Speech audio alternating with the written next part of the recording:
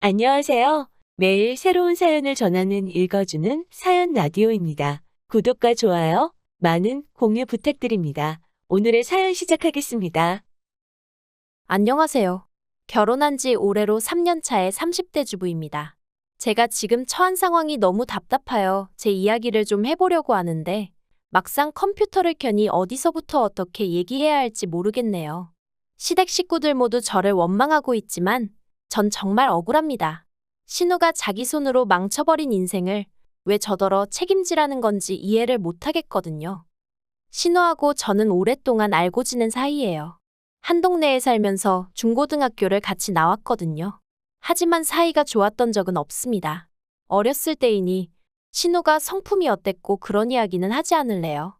아무튼 신우하고 저는 친해질 이유도 없었고 성향도 성격도 워낙 달랐기 때문에 고등학교 졸업 이후로 소식이 끊어졌어도 아쉽다는 생각은 한 번도 해본 적이 없어요. 문득 생각난 적은 있었지만 그 또한 별 의미가 있어서는 아니었죠. 하지만 그런 신우와 다시 만나게 된 건 뜻밖의 장소였습니다. 바로 남편 집에 처음 인사를 드리러 갔을 때였죠. 남편하고는 지인의 소개로 만났는데 남편은 저보다 2살이 많았고 직장을 다니는 평범한 회사원이었어요. 반면에 저는 다니던 회사를 나와 작은 온라인 쇼핑몰을 운영하고 있었고요. 그래서 솔직히 처음엔 그다지 통한다는 느낌은 없었어요. 제가 비록 사회생활을 했었다곤 해도 남편과 분야가 워낙에 다르다 보니 대화가 길게 이어지질 못했거든요. 남편은 온라인 비즈니스에 대해선 전혀 아는 바가 없는 듯 했고요. 하지만 다행히 얘기를 나누다 보니 남편도 저도 영화 관람이 취미라는 걸 알게 되었고, 좋아하는 장르도 같다는 걸 알게 되었죠. 그래서 그 주제로 대화의 물꼬가 터지면서 저희는 급속도로 가까워졌어요. 그리고 그렇게 남편과 2년의 연애를 했는데 그동안 남편의 가족을 만난 적은 없었습니다. 솔직히 남편과 이따금씩 결혼을 전제로 이야기를 주고받곤 있었어도 확실히 정해진 게 아니었기 때문에 굳이 가족까지 만나야 한다는 생각은 안 들었거든요. 그리고 남편도 그다지 자기 가족 이야기를 하는 사람은 아니었고요. 하지만 남편이 정식으로 프로포즈를 해오고 제가 받아들이면서 처음 시댁에 인사를 드리러 가게 되었는데 그곳에서 오랜 동창을 마주치게 될 줄은 정말 꿈에도 상상하지 못했어요. 고등학교 졸업 후 거의 10년 만에 만났는데 신우는 달라진 게 없었습니다. 외모가 아니라 성격이요. 여전히 그때처럼 생각 없이 틱틱 뱉어대는 말투와 철없는 사고방식. 솔직히 너무 어이가 없어서 웃기기까지 하더라고요. 그리고 동시에 어떻게 저런 신우에게 제 남편 같은 오빠가 있는 거며 제 남편 같은 사람에게 신우 같은 여동생이 있을 수가 있는지 납득이 되질 않았죠.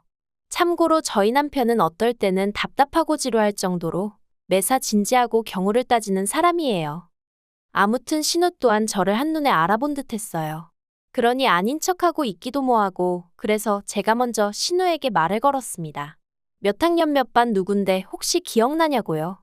그랬더니 신우도 역시 맞구나 하면서 나름대로 반가운 척을 해오대요.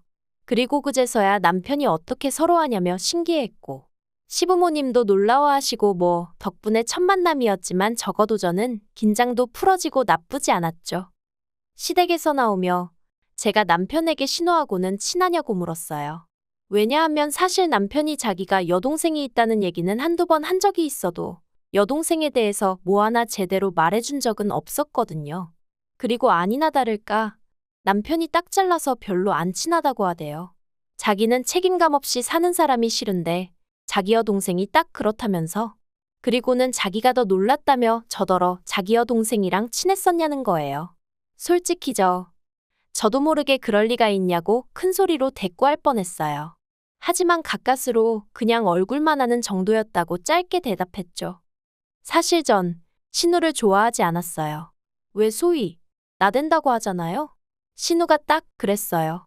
자기가 뭐라고 교실에서 온갖 소음을 만들고 분위기를 흐트려 놓고 반면에 저는 나름대로 목표하는 성적도 있었고 가고 싶은 대학도 있었기 때문에 그런 신우가 정말 마음에 들지 않았죠. 하지만 그게 제가 신우를 좋아하지 않은 이유의 전부는 아니에요. 신우는 걸핏하면 거짓말을 했고 시쳇말로 남을 팔아댔거든요. 그러다 걸리고 나면 남 탓을 하기 일쑤였고 그래서 어린 마음이었지만 정말 별로라고 생각했었답니다. 아무튼 그렇다고 신우랑 저랑 정말 무슨 머리채를 잡고 싸웠던 사이도 아니고 그러니 결혼은 없었던 일로 해야겠다 뭐 그런 생각은 안 했어요. 하지만 앞으로 살면서 신우랑 부딪히는 일이 생기면 말 그대로 골치가 아프겠구나 하는 걱정은 했죠. 그리고 아니나 다를까 상견례장에서 신우 때문에 황당한 상황을 겪게 되었답니다. 상견례 얘기가 오가던 당시 저는 남편에게 참석 인원을 양가 부모님과 당사자들로 제한했으면 좋겠다고 했어요. 별다른 이유는 없었고 그저 진지하고 엄숙한 분위기에서 양가 부모님이 대화를 나누시면 좋을 것 같았거든요. 다행히 양가 부모님도 그게 좋겠다 하셔서 그렇게 인원수 맞춰서 예약을 했는데 상견례 당일 보란듯이 신우가 왔더라고요. 그래서 제가 오늘은 부모님과 당사자만 모이기로 했는데 오빠한테 못 들었냐고 하니까 자기는 왜 빼냐면서 자기만큼 저에 대해 잘 아는 사람이 있냐는 거예요. 그리고 설마 했는데 황당하게도 양가 부모님들이 대화를 주고받으시는 중에 신우가 대뜸 자기가 웃긴 이야기를 해보겠다더니 갑자기 제 학창시절 얘기를 꺼내는 거예요. 그런데 그게 정말 재밌고 추억할 만한 이야기가 아니라 제가 운동장에서 넘어져 온몸에 흙탕물을 뒤집었었다거나 시험을 망쳤다고 울고 짜고 했었다는 그런 시시껄렁한 이야기들이었죠. 그리고 결국 보다 못한 제가 신우더러 오늘 그런 얘기하는 자리 아닌 거 알지 않냐고 한마디 했어요. 그랬더니 신우가 저더러 한다는 말이 분위기 좀 띄워보려고 한 건데 뭘 그렇게 정색하냐면서 혹시 벌써 윗사람 행세를 하고 싶은 거냐대요. 어이가 없어서. 그래도 바로 뒤이어 남편이 신우더러 말하는 버르장머리가 그게 뭐냐며 화를 내더니 그따위로 굴거면 지금 나가라고 하더라고요. 그제서야 시부모님도 신우더러 조용히 좀 하라 한마디 하시고 아무튼 그래서 어찌저찌 고비는 넘겼네요. 하지만 신우의 경우 없음은 그날로 끝이 아니었어요. 무슨 말이냐면 결혼식 이후 얼마 지나지 않아 호칭 문제로 다시 부딪히게 되었거든요. 사실 저희가 친했건 안 친했건 간에 어쨌든 동창으로 나이도 같았으니 새언니니 아가씨니 하는 호칭들이 낯선 건 사실이었죠. 하지만 그렇다고 해도 저는 구분할 건 구분을 해야 된다고 생각했어요. 특히나 어른들 계신 자리에서 저에게 야, 너 해대는 신우를 보고 있으면 짜증도 나고 어이도 없고 제가 마치 신우보다 아랫사람이 된 기분이라 표정 관리가 쉽지 않았거든요. 그래서 신우에게 앞으로는 호칭하고 존대어를 써달라고 했는데 신우가 정말 황당하단 표정으로 기껏 한다는 말이 윗사람이라고 유세 부리는 거냐입니다. 그리고는 그러기로 하면 알겠다면서 대신 그러면 자기도 이제 시자 노릇을 할 거니 그런 줄 알라는 거예요. 어이가 없어서 그 시자 노릇이 뭐냐니까 그거야 두고 보면 알 거 아니냐는데 황당해서 알겠다고 마음대로 하라고 해버렸죠. 그런데 솔직히 전 그때만 하더라도 신우가 저한테 서운해서 그런다고 생각했지. 설마 진심으로 악의를 갖고 그런 말을 했을 거라곤 생각하지 않았거든요. 하지만 그건 순전히 제 착각이었어요. 시자질이 뭔지는 몰라도 확실한 건 심술을 부리려고 작정을 한 것 같았거든요. 일단 신우는 시도 때도 없이 저희 집에 찾아오기 시작했습니다. 그리고는 현관을 열어주면 집안에 들어와 대뜸 밥을 달라던가 오늘은 여기서 쉬고 가겠다던가 헛소리를 해댔죠. 문을 뭐하러 열어줬냐고 하시겠지만 문을 안 열면 열 때까지 초인종을 눌러댔으니 이웃들에게 미안해 어쩔 수가 없었어요.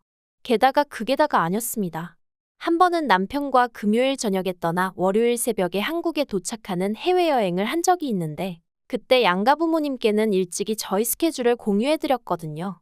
하지만 신우는 솔직히 신우한테까지 말을 해줘야 한다고는 생각을 못했죠. 저희는 신우 스케줄엔 관심도 없었으니까요. 그런데 저희가 여행을 갔던 때에도 신우가 연락도 없이 불쑥 저희 집에 왔었던 모양입니다. 한창 남편이랑 수영하고 쉬고 있는데 국제전화가 걸려와서 받으니 경찰이었어요. 그리고 경찰이 하는 말이 저희 신우가 저희 집 앞에서 문 열라며 소동을 피워서 이웃들한테 신고가 들어왔다는 거예요. 하지만 그래도 다행이었던 게 신우의 미친 짓은 신우가 연애를 시작하면서 급속도로 줄어들었습니다.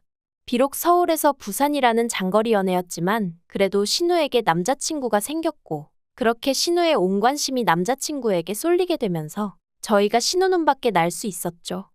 그리고 한동안은 정말 평화로운 날들이었습니다.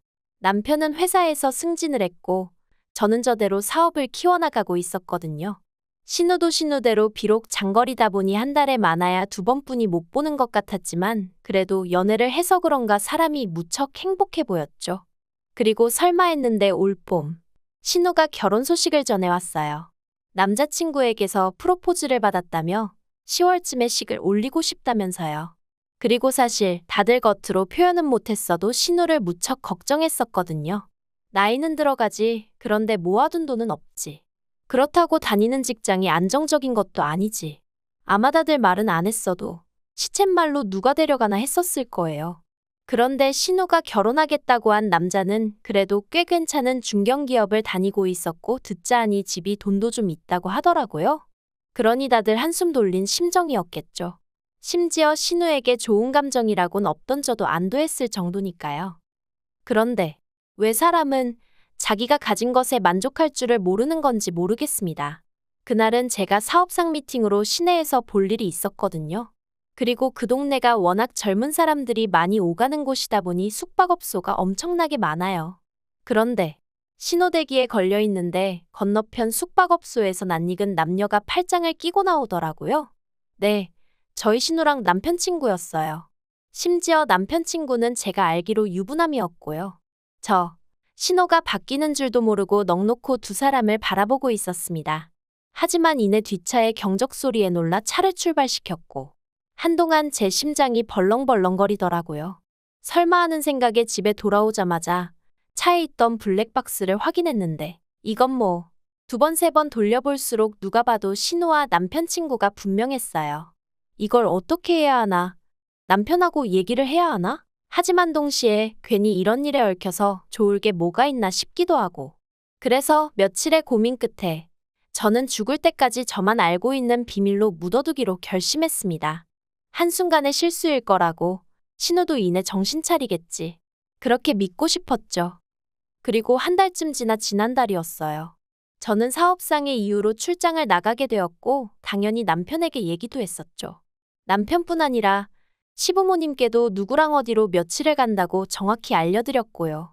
이건 뭐 시부모님이 제 사생활에 관심을 갖고 그러시는 분들이라서가 아니라 그냥 제가 친정 부모님한테 알려드리면서 같이 말씀드린 거예요.